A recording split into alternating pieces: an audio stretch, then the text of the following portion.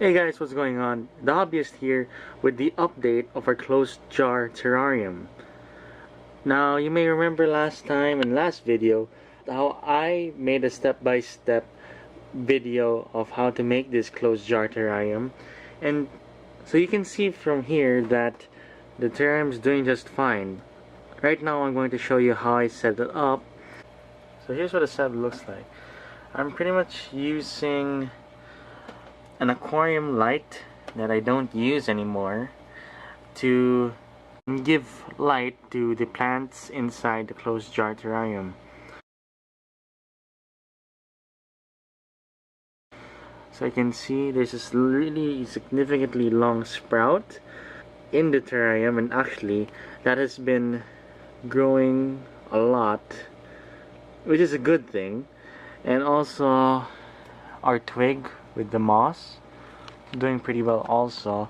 I'm sorry guys if you can't see that well in the terrarium. It's kind of moist. I tried to let out some moisture by opening the covers and letting the water vapor evaporate, and it worked quite well for some time. However, there's still some moisture sticking to the glass, so at this point I'll just show you. Okay, so it's one side, and I don't know if you can see.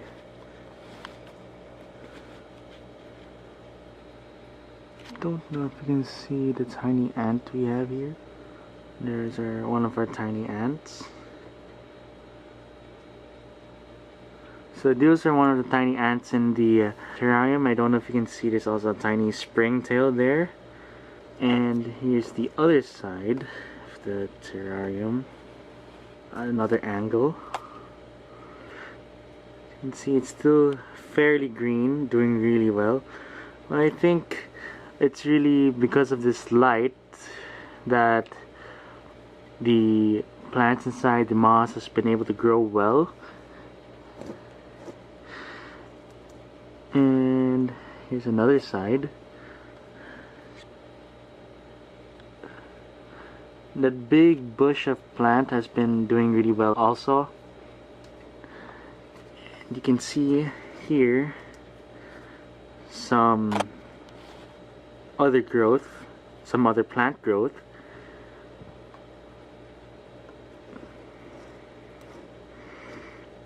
Which brings us back to this side with the twig.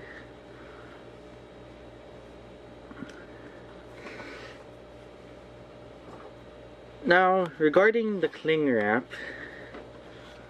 it has been keeping the moisture in very well. However, I've had some concerns with it regarding the ants. So, as you can see, I had to put some tape on top because the ants were able to puncture a hole and crawl through the cling wrap. Ants just being ants with their sharp mandibles. And there's also this other side. I had to tape it as well. The sad thing is some ants died because of this cling wrap, wherein, you know, ants being escape artists and pretty much explorers, they were able to see past the seal, well, quote unquote seal of the cling wrap, and end up in the grooves of the jar where the lid's supposed to be. And if you ask me, I think they got stuck there and end up either suffocating or starving, which is a sad thing. However, I'm not going to take the dead bodies out, as I'm not going to remove the seal of this terrarium, or else it will defeat the purpose of having a self-sustaining ecosystem. So far so good for 1 week. Actually very good, because we have some plant growth going on.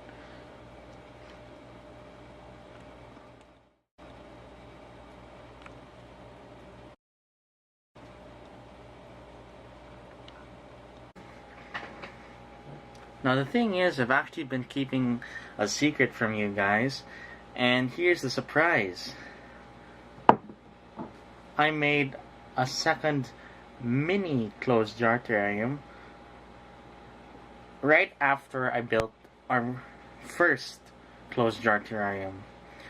So actually, I ended up using a jam jar that I found in one of my cabinets not being used, and so I took the opportunity from this empty jar and the leftover moss and soil and charcoal that I had from making the main terrarium, and so I made this miniature version. Now, this miniature version may not seem as special as the main terrarium because it's just made out of leftovers. And so if you look closely, there's not much going on inside. It is kind of barren, only having a few patches of moss. However, I do have this one growing sprout, which is awesome to begin with. Now this tiny jar, unlike my main closed jar terrarium being kept under an artificial light source, this terrarium I tried to experiment with using natural indirect sunlight.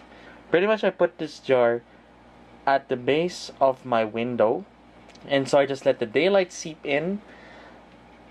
It may look quite barren, however, what's special about this certain terrarium is that I have a special pet living inside, a special creature.